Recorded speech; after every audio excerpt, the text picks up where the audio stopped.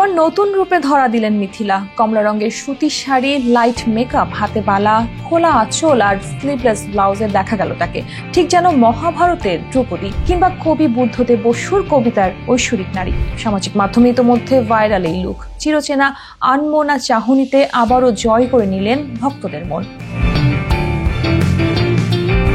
দুই বাংলার জনপ্রিয় মুখ রাফিয়াত রশিদ মিথিলা। অভিনয় ছাড়া মডেলিংয়েও ব্যস্ততা মিথিলার। সম্প্রতি একটি ফটো সেশনে দেখা গেল দ্রৌপদীর শাড়ির থিমে। মহাভারতের কাহিনীর প্রেক্ষাপটে কবি বুদ্ধদেব বসু লিখেছিলেন দ্রৌপদীর শাড়ি। রাজসভার সকলের সামনে দ্রৌপদী নামের এক নারীর বস্ত্রহরণের চেষ্টা করে এক রাজা। ঠিক এ সময় ঐশ্বরিক ক্ষমতায় দ্রৌপদীর সম্মান রক্ষার্থে আবির্ভূত হয় শত শত বস্ত্র। সে বস্ত্র ছিল মূলত শাড়ি।